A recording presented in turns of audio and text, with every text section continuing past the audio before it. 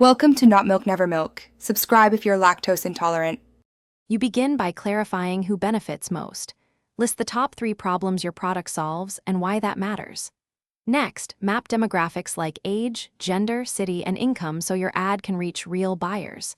Then collect behavioral signals, interests, pages they follow, and recent purchase intent, because Facebook uses these to predict actions. Once done, synthesize this into a short audience profile and save it. This makes every next targeting step precise and measurable. You now build the audience in Ads Manager. Start with a saved audience using the demographics and key interests you identified. Then create a lookalike audience from your best customers. Try 1% for high similarity, 3-5% for scale.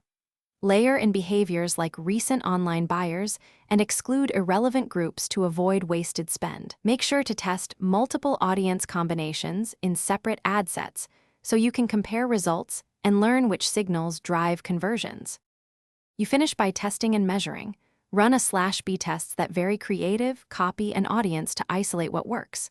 Focus on CPA, CTR, and ROAS.